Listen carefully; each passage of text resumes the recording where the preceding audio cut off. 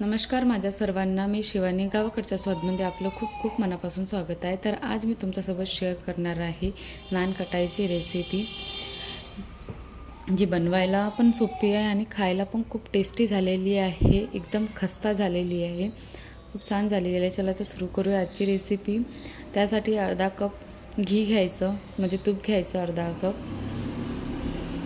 आणि पिठी साखर घ्यायची, जी साखर असते तिला मिक्सरमध्ये बारीक करून घ्यायची, आणि 34 कप शुगर पावडर घ्यायचं, म्हणजे पिठी साखर घ्यायची, आणि तिला 5 ते 7 मिनटं छानपैकी असं मिक्स करून घ्यायचं विस्करनी किंवा चम्मचनी, फोकनी पण करू शकता तुम्ही।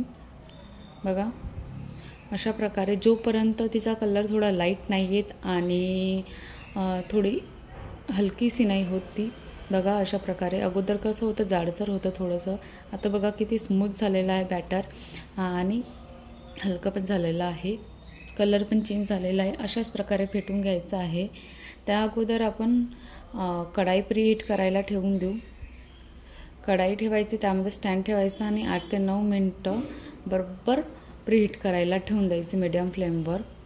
आता जे आपण शुगर पावडरचं बॅटर बनवलं होतं त्यामध्ये 1 कप मैदा घालायचा आहे, छानून घेतला होता अगोदर मी, आणि 2 ते 3 चम्मच बेसन घालायचं आहे। 2 चम्मच पण घालू शकता तुम्ही, माझ्याकडे थोडंसं एक्स्ट्रा होतं टाकून दिलं मी। आणि 2 चम्मच सुजी घालायची आहे, नॉर्मल कोणती पण सुजी चालते।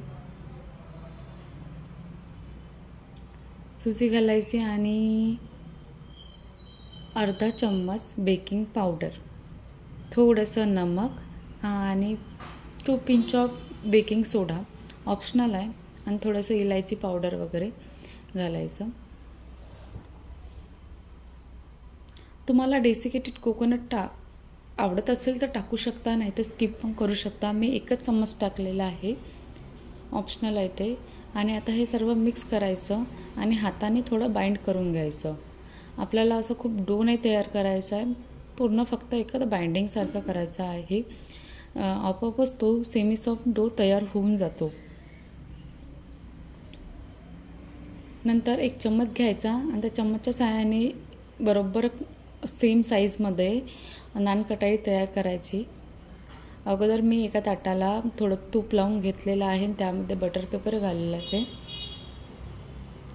बटर पेपर चिकवून घेतलं, आणि आता ही जी नान कटाई बघा अशा प्रकारे थोडं घ्यायचं, आणि गोल गोल करत नान कटाई तयार करून घ्यायची। बघा मी अगोदर हे 2 ते 3 करून बघितल्या, छान बनलेल्या। आता ज्या बघा नान कटाई तयार करून घेतलेल्या आहे त्या आपल्याला त्या ताटामध्ये ठेवायचं, आणि थोडी दूर दूर ठेवायचे, कारण की त्या फुगतात थोड्या, तर स्पेस हवी त्याला। बघा एकाच टायमाला खूप 4 ते 5, अगर मोठं असलं ताट तर जास्त बनवू शकते, पण छोटं असलं तर 5 ते 7, 4-5 बनवू शकतात। आणि याला 20-25 मिनटं शिजू द्यायचं मीडियम फ्लेमवर।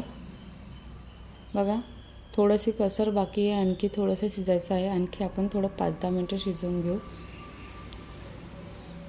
10 मिनटांनी मी चेक केलं होतं ते। आता बघा 10 मिनटानंतर ते छानपैकी मस्त शिजलेलं आहे, खूप मस्त झालेलं आहे। कशी वाटली आजची रेसिपी तुम्हाला कमेंटमध्ये सांगा, आणि माझ्या चॅनलला सबस्क्राईब करायला विसरू नका। थँक्यू।